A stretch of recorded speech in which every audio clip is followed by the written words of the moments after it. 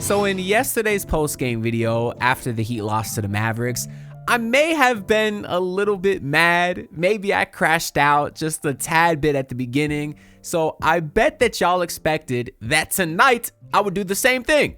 I bet y'all thought I would be really mad after the Miami Heat just got blown out at home to a 5-17 terrible Sacramento Kings team after they shot horrible for like the third straight game. That's 3 straight losses now. I bet y'all thought I would be really, really mad. But I'm gonna tell y'all what, I'm not mad because, you know, it's almost New Year's and I figure maybe I'll turn over a new leaf. Maybe that will be my New Year's resolution. Because for some reason, a bunch of people, they still think I'm a hater, even though I'm constantly positive. I'm literally betting on this team almost every night to win games. I'm predicting them to make the NBA Finals. Like, I think this Heat team is awesome. Nonetheless, some people still think I'm a hater. So what I'm gonna do in today's video is let's highlight the positives, right? I do think there was several positives from tonight's game. Like, for one, I didn't actually bet on this game. I didn't take the Heat money line. And that's fortunately because I was at dinner, so I got home a bit late. And when I catch up on DVR, I don't like to bet the game because I can't live bet. Obviously, I'm not watching the game live. So luckily, I wasn't home at the beginning. Otherwise, I probably would have threw a little bit of money on the Heat. I just figured they were poised to bounce back after back-to-back straight losses where they shot pretty poorly, and they were playing an awful Sacramento Kings team. So I thought they were going to bounce back. They didn't. Luckily, I didn't bet on the game. Another positive is I didn't go to the game because I was actually looking into buying some pretty expensive tickets for this game a couple of weeks ago, because if y'all heard or remember, I passed my professional engineering exam. I'm now a licensed engineer in the state of Florida. So I wanted to do a little something to celebrate, and I figured I'd get some expensive Heat tickets. You know, I would do something nice for myself. I really want to get some tickets behind the bench.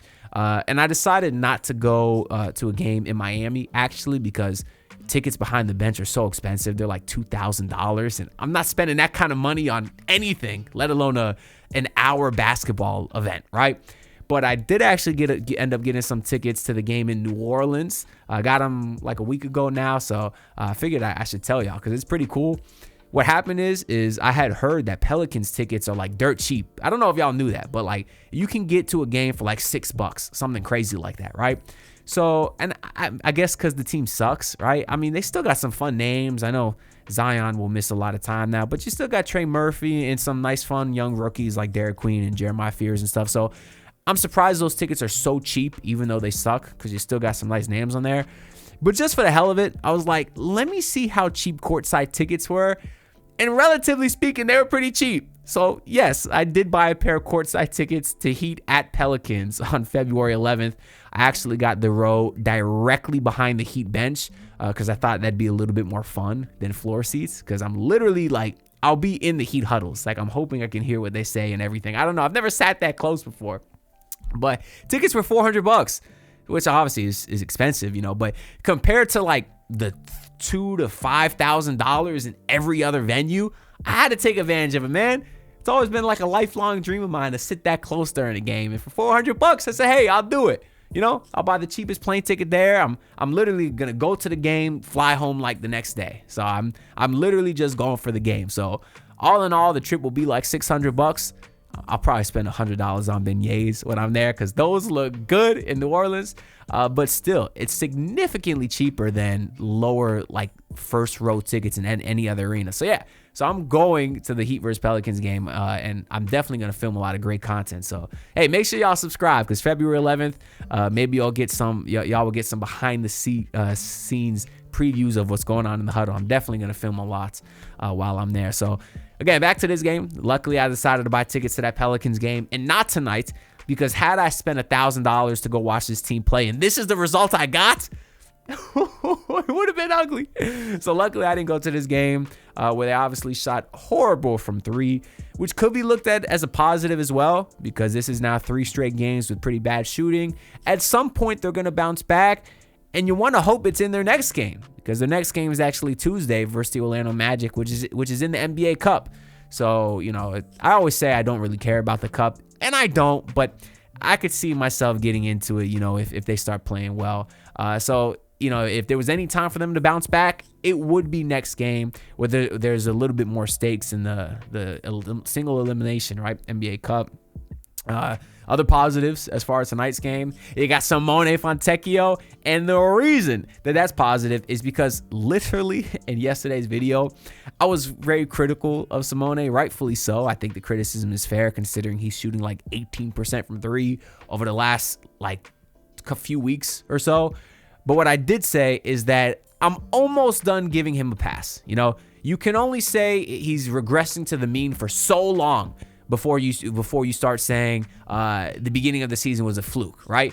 I was hoping this slump was just him regressing down to the mean, get closer to 40% from three instead of the 50% that he was at. But this was a long slump. And what I said in yesterday's video is I'm going to give him one more game to turn it around before I jump ship completely. And thank God I did, because that boy Simone definitely turned it around today. He finished today with 20 points. That's a season high for him. 8 of 14 overall, 4 of 9 from three. So very nice shooting from Simone. Obviously, he played a lot of garbage time tonight, and he hit a few buckets there as well. But I think he had like 3 straight threes at some point in the second quarter when the Heat were still trying to stay in it. So shout out to Simone. I'm glad he bounced back, because it would have been a terrible thing for me to disown a fellow Italian brethren like that. So I'm glad I don't have to do that now. So shout out to Simone. I suppose another positive is maybe the only other guy today who had kind of a bounce back in Jaime Jaquez. Of course, he had played a lot in garbage time as well. But from a statistical standpoint, he was great. 27 points, 6 rebounds, 6 assists, shot 60% from the field, 8 of 12 from the free throw line, so got there a ton. And it's just nice to see him get the ball in his hands more like he was doing in the beginning of the season when he was really thriving. Nice to see him put up a nice statistical performance. And also, that helps our odds, right? I've been telling you all year to go on FanDuel, the sponsor of today's video, and take Jaime Jaquez Jr. To win Sixth Man of the Year. He's now plus 450. So those odds got a little bit bigger. I think he was like plus 270 about a week ago. I told y'all to get in like 2 months ago when he was plus 6,000. So obviously I got a lot invested. And if he does win the award, I'll be sitting pretty. Hey, I may take one of y'all to sit courtside with me at a Heat game, because I will win a pretty penny if he does end up winning that award. But obviously things have kind of slowed down for him since the Heat got some other guys healthy. He hasn't been getting the ball as much. So a performance like tonight is good, just to kind of remind everybody, hey, he still is the Sixth Man of the Year caliber player. So for those of y'all that listen to me and got in on this bet, tonight was a good night for you. And I guess that's maybe the only positives as far as this game. But it's still a good time to be a Miami sports fan, man. I got to shout out Inter Miami. I've been talking for 8 minutes, and I'm really doing them a disservice by not mentioning that literally they won the championship today. The MLS Cup championship was awarded to Miami today. I think they won 3-1. Messi had a beautiful assist. I think he had a goal earlier on too. So shout them out, because they literally won the championship. And I feel like that's being highly spoken about, right? Under broadcasted. Like literally the NBA Finals or the Super Bowl, the Inter Miami just won the soccer version of that. They won it all. And it was played at like 1 p.m. on a Saturday. I don't know. I just don't feel like they did a good job advertising that. I did watch the game, though. It was a really fun game. So shout out to them for winning the championship. Second championship in Broward in 6 months. That's crazy. Shout out to the Florida Panthers as well. They're obviously trying to maintain through all the injuries they've had this year. But they're above 500 now. So that's good news as well. And then you got the Miami Dolphins. They're 5-7. They take on the Jets tomorrow. It's for a chance to continue their winning streak. Maybe go 6-7. That's positive, right? I don't know. Let's get into this game, though, a little bit more, because there was a lot of negatives. The first one, on more of a serious note, is the Heat did a pretty good tribute in arena, and also they showed it on TV, of one of their famous fans, a guy named Biscayne Birdman, who unfortunately passed away. Longtime Heat fan. The Heat did a really cool thing to honor him, where they left his seat open, showed a beautiful tribute video, and put the spotlight on him. This may be a bit of a niche thing, because I don't know how many people remember Biscayne Birdman, but he's basically one of those fans that goes to every game, super passionate and supportive, a bit of an older dude. I think he was only in his 60s, so not that old. but he used to go to every single game, and he used to wear like the Birdman mohawk and stuff in all different colors, and just be an awesome, passionate fan. And I just wanted to shout him out and share my condolences, because I literally remember this guy when I was going to Heat games as a kid, when Birdman was on the team.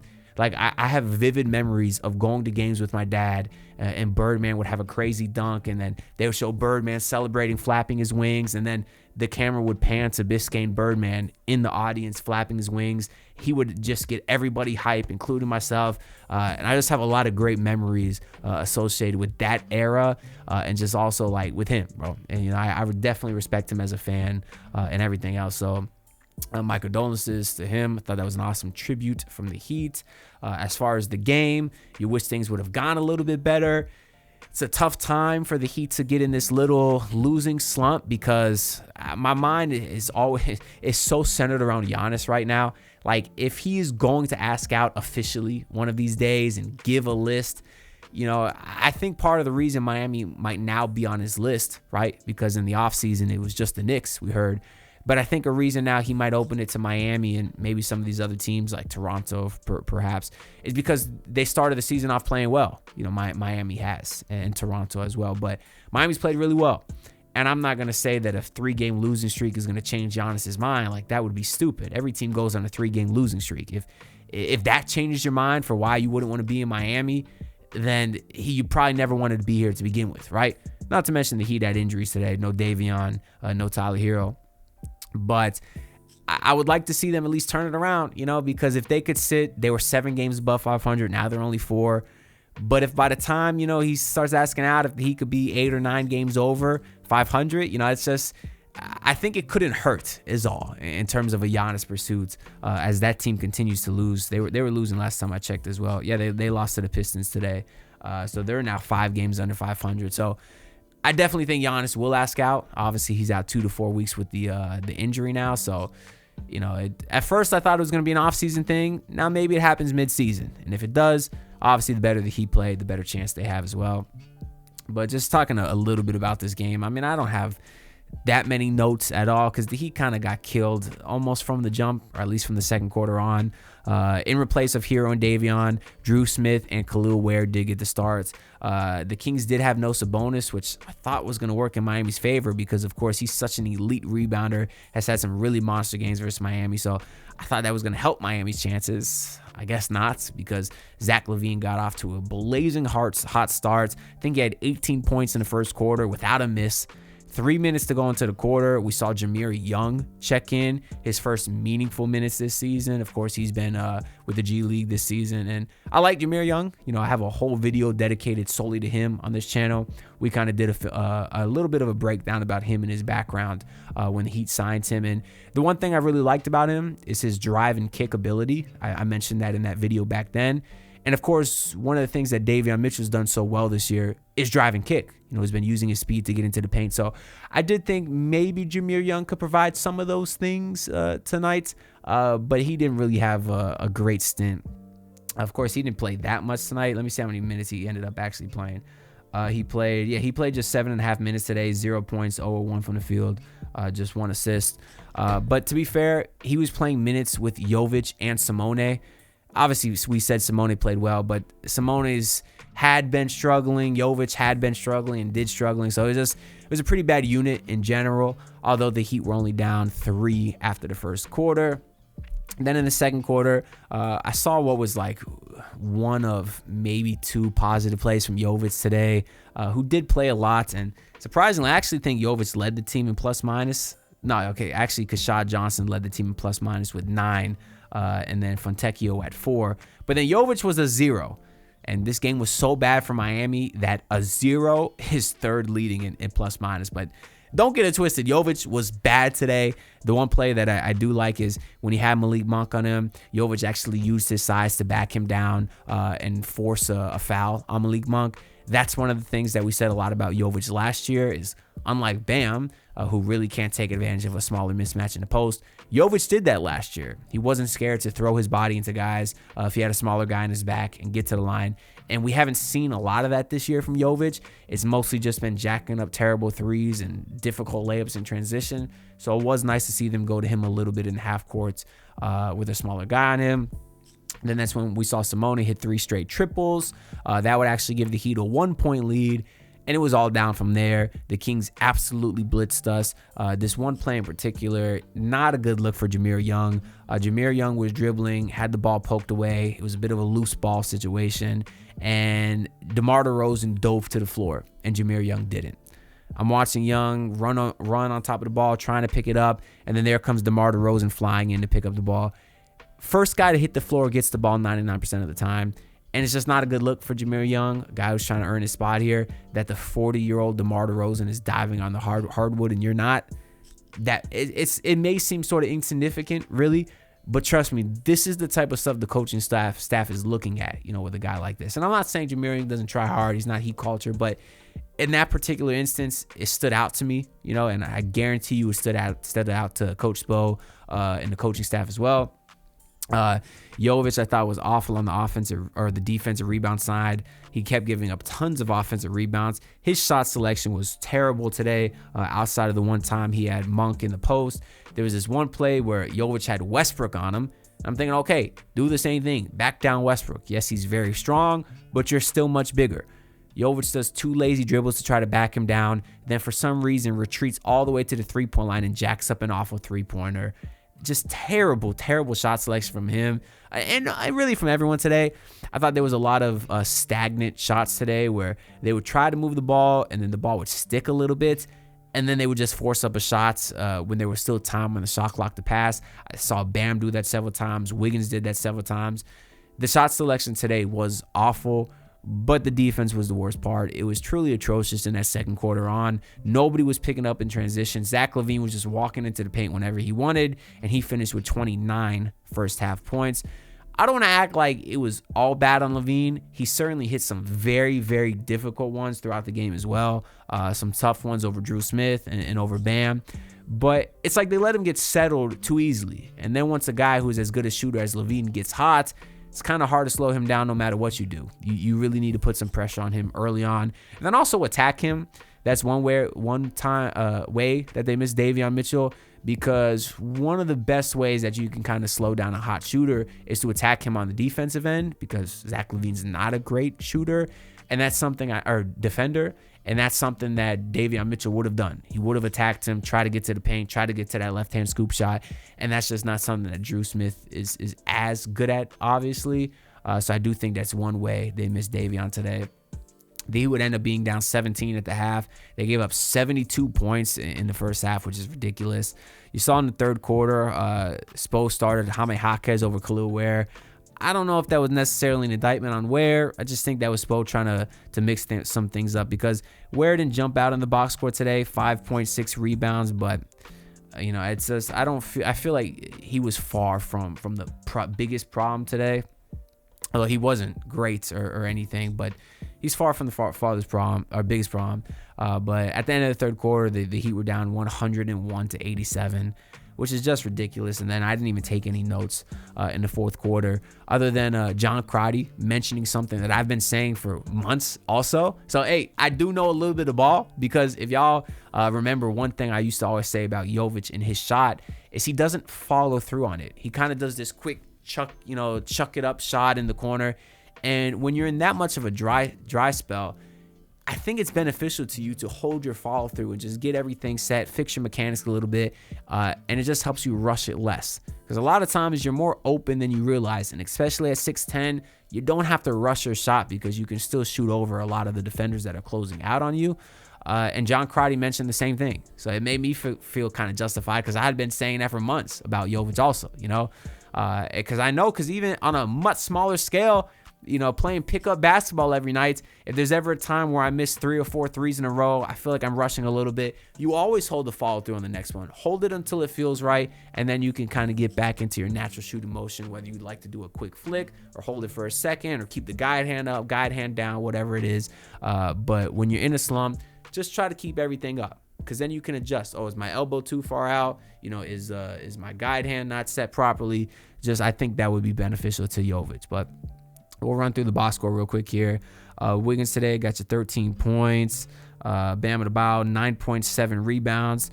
So a disappointing night for him after his monster performance last game versus Dallas. Although I did see Bam hits a lot of nice midi turnarounds in the first quarter. I don't necessarily love Bam settling for those, because especially when you're going against a rookie center and Maxime Reynaud, another guy who we have a video solely dedicated to him on this channel when we were doing some of our draft coverage in the offseason. He's a guy that got his own dedicated video. And in that video, I said I like him a lot. He's a guy I was interested in the Heat getting just because he is a very versatile center. Did he shoot any threes today? Yeah, he shot 2 threes today. But he can do that a little bit, can definitely rebound. He finished with 12 points and 10 rebounds today. So disappointing to see him outplay both Bam and Ware. But I do like Maxime Reynaud as a player, certainly. But yeah, those middies by Bam are nice, though. When he's going against a bit of a tougher defender like Anthony Davis or Wemby, that's something that I would like to see him be able to go to, because I've always said Bam has bad footwork in the post, and that still is true in terms of backing down someone to go for like a jump hook or something. But I think his footwork as far as post fadeaways has gotten a little bit better this year in terms of throwing in a little shake in there, spinning over the left shoulder, over the right shoulder. And we saw a lot of that from Bam today, at least like in the first quarter. He only finished with 9 points, obviously. But we talked about where Norm Powell today, 18 points. He was only 6 of 14. Was questionable with an ankle injury. Who knows how that affected him. Drew Smith today only got you 4 points on 1 of 6 shooting. We talked about Jaime Jaquez' 27 points. We talked about Fontecchio's 20 points. Jameer Young was 0. Kashad Johnson got you 3 points in 14 minutes. And then Nikola Jovic, 12 points, 2 rebounds, 6 assists. So if you just look at that, you'd say, hey, he didn't play all that bad. But how many turnovers did he had? He had 5 turnovers, and there were some ugly ones, man. Some of the things that the box score won't tell is how many offensive rebounds he gave up, how lost he looked defensively, and how ugly those turnovers were. I'm talking about just throwing the ball 3 feet ahead of guys. He's finding Fontecchio cutting back door, and he's right in front of him. It's like, how Tua will miss a dump-off pass to Devon Achane when they're trying to run a little screenplay, and Tua throws it 3 yards in front of Achane. That's what Jovic was doing tonight, to guys cutting all over the place, to running in transition. It's just his confidence is so shot right now because, okay, Jovic has gone through dry spells shooting. Everybody does, but he was a good passer. He was a decent playmaker, at least in transition. And now he's just throwing the ball all over the place. So it has to be a confidence thing. I don't think it's a skill thing. It's not like he got that much worse at passing overnight. But I hope he has a breakthrough sooner than later, because I don't think he's as bad as he's been playing. It's impossible. Anyways, that's all I got to say for this video. The odds on FanDuel for the Miami Heat to win the Southeast Division did get a little bit better. I think they were plus 200 yesterday. They're up to plus 220 now. So if you haven't gotten yet, maybe do it now, because when the Heat beat the Magic on Tuesday, the odds are not going to be as good. But anyways, that's all I got to say for this video. Let me know your thoughts down in the comments below. I'm very curious to hear what y'all think. Also, make sure to subscribe, because I'm on the grind to 9,000 subs. That being said, I'll see you on the next one. Peace out, y'all. Look, pull up in your city, tryna get that dead face. Do it on my own, I don't need no dead weight. Had to kill him off, yeah, I need a head space. This homegrown bitch don't offend me.